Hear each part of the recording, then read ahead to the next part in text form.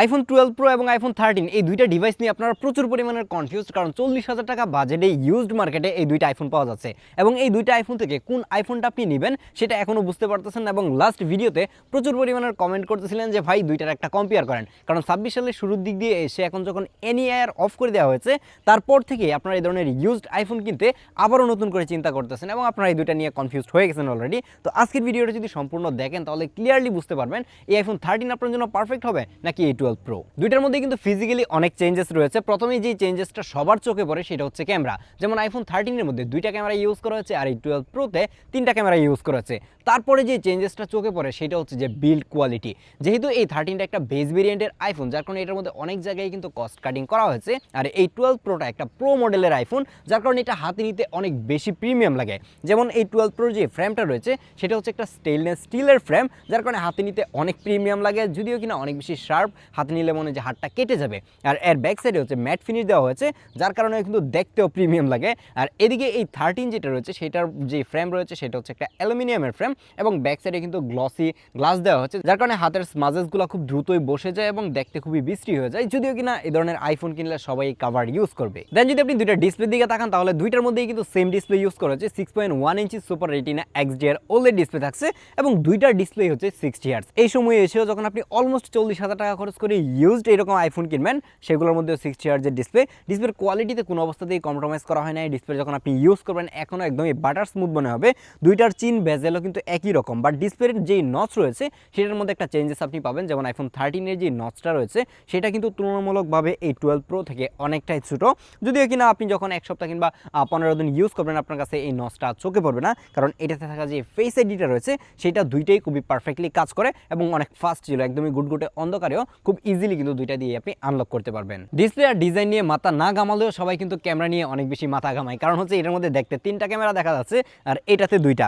অনেকেই শুধুমাত্র এই তিনটা ক্যামেরা দেখা যায় বলেই এটা সিলেক্ট করে, বাট দেখা যাওয়া ছাড়াও কিন্তু এই তিনটা ক্যামেরার অনেক কাজ রয়েছে। যেমন এই 12 প্রোতে আপনি একটা টেলিফোটো লেন্স পাবেন 2x এর, আর এই 13 এর মধ্যে কোনো অবস্থাতেই কোনো টেলিফোটো লেন্স কিন্তু ইউজ করা হয়নি। যারা পোর্ট্রেট ফটোগ্রাফি করবেন তাদের জন্য আইডিয়াল চয়েস হচ্ছে এই 12 প্রো, কারণ এটাতে একটা টেলিফোটো লেন্স রয়েছে আর এদিকে 13 এর মধ্যে কোনো ধরনের টেলিফোটো লেন্স থাকছে না, যার কারণে এই 12 প্রো দিয়ে আপনি 2x এ পর্যন্ত পোর্ট্রেট ফটোগ্রাফি করতে পারবেন। আর আপনারা জানেন যে 1x থেকে 2x এর পোর্ট্রেট ফটোগ্রাফি কিন্তু অনেকটাই বেটার হয়, বুকেটাও দেখতে কিন্তু অনেক বেশি স্মুথ লাগে, একদম ক্যামেরার মতো মনে হয়। আর দুইটার পোর্ট্রেটের এজ ডিটেক্টের কথা যদি বলি তাহলে দুইটার এজ ডিটেক্ট একদমই সিমিলার ছিল, খুব বেশি একটা ডিফারেন্স কিন্তু আপনি এই জায়গায় পাবেন না। বাট এই 2x এর কারণে আমি পোর্ট্রেটের দিক থেকে অ্যাটলিস্ট এই 12 প্রোটাকে এগিয়ে রাখবো। কিন্তু যদি আপনি একজন কন্টেন্ট ক্রিয়েটর হন কিংবা ভিডিও টিডিও করার জন্য একটা সিনেমেটিক মোডের ফোন খুঁজে থাকেন, তাহলে কিন্তু এই 40,000 টাকা বাজেটে এই আইফোন 13 এর বিকল্প কোনো অপশন নাই, কারণ আইফোন 13 দিয়ে আপনি 1080p 30 fps এ সিনেমেটিক মোডে ভিডিও করতে পারবেন। তো চলুন প্রথমে নর্মাল মোডে দুইটার ভিডিও সাইড বাই সাইড দেখি যে কোনটা আপনাদের কাছে বেটার মনে হয়, দেন আমরা সিঙ্গেল আপনাদেরকে দেখাবো যে এই 13 এর সিনেমেটিক মোড দিয়ে কেমন ভিডিও করা যায়। এখন হচ্ছে আইফোন 13 এবং 12 প্রো দিয়ে সাইড বাই সাইড আলট্রাওয়াইড দিয়ে রেকর্ড হচ্ছে। দুইটার স্টেবিলাইজেশন যদি দেখেন তাহলে আমি নর্মাল স্পিড হেঁটে যাচ্ছি, আমার সাইড দেখে বুঝতেই পারতেছেন আমি কেমন স্পিডে হাঁটতেছি। তো দুইটার মধ্যে আমার কাছে 13টা একটু বেশি স্টেবল মনে হচ্ছে। বাই দ্য ওয়ে এটা কিন্তু 4K 30 fps এ শ্যুট হচ্ছে। আমি যদি এখন এটাকে মেন লেন্সে নিয়ে যাই, এই যে দেখুন এখন কিন্তু মেন লেন্সে শ্যুট হচ্ছে। কোনটার ভিডিও আপনাদের কাছে ভালো লাগে একটু চাইলে কমেন্ট করতে পারেন। আপনি কিন্তু 12 প্রো দিয়ে চাইলে 2x পর্যন্ত ডিজিটালি জুম করতে পারবেন, সরি ডিজিটালি না মানে অপটিক্যালি জুম করতে পারবেন এবং ডিজিটালি 6x পর্যন্ত জুম করা যায়। আর 13 এর মধ্যে কিন্তু 3x পর্যন্ত লিমিটেড। তো আপনি যদি হাতে রেখে আলট্রা ওয়াইডে ভিডিও করতে চান তাহলে এই যে এখন হাতে রেখে ভিডিও করতেছি এবং ভিডিওটা দেখতে কেমন লাগে সেটা আই থিঙ্ক একটা কমেন্ট করতে পারেন। ফাইনালি কথা বলা যাক দুইটার ব্যাটারি ব্যাকআপ নিয়ে, কারণ এই ধরনের ইউজড আইফোনের ক্ষেত্রে ব্যাটারি ব্যাকআপ কিন্তু অনেক বেশি ইম্পর্টেন্ট।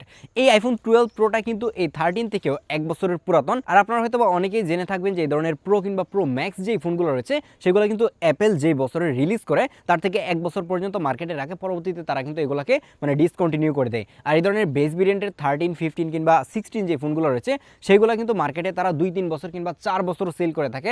আমি 6 মাস আগেও দেখলাম যে এই 13 গুলো হচ্ছে ইনঅ্যাক্টিভ পাওয়া যাচ্ছে মার্কেটের মধ্যে, একদম বক্স সিল বক্স যেগুলো বলেন না কেন সেগুলো পাওয়া যাচ্ছে। তো সেই জায়গায় এখন যদি আপনি 13 কিনেন তাহলেও কিন্তু মোটামুটি 85% to 90% অরিজিনাল ব্যাটারিওয়ালা এই ধরনের 13 পাবেন। বাট যখন আপনি 12 প্রো কিনতে যাবেন তখন 80% পাওয়াটাই খুবই কষ্টদায়ক।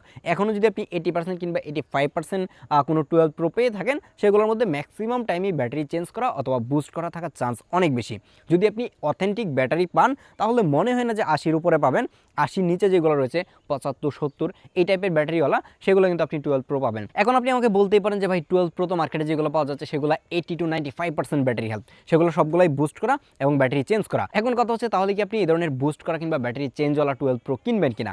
আমি বলবো যদি আপনার ব্যাটারিটা চেঞ্জ হয়, ভালো একটা ব্যাটারি লাগানো থাকে, সেই 12 প্রো আপনি চাইলে নিতে পারেন। বাট বুস্ট করা যেটা মানে আপনি দেখবেন যে খালি চোখে এটার মধ্যে 95% ব্যাটারি হেলথ আছে, বাট আলটিমেটলি আপনি হচ্ছে যে 75% কিংবা 80% ব্যাটারি হেলথ থাকলে আপনি যেরকম ব্যাটারি ব্যাকআপ পাওয়ার কথা ঠিক সেরকম ব্যাটারি ব্যাকআপ আপনি এটা থেকে পাবেন। যার কারণে আমি বলবো যে অবশ্যই আপনি যখন একটা 12 প্রো নেবেন তখন ট্রাই করেন যে 80% অথবা 82% ব্যাটারি হেলথওয়ালা যে 12 প্রোগুলো রয়েছে সেগুলো নেওয়ার, অথবা আপনি চাইলে পরবর্তীতে কিনে একটা ভালো ব্যাটারি লাগিয়ে নিতে পারেন যদি কিনা আপনার এই 12 প্রো পছন্দ হয়ে থাকে।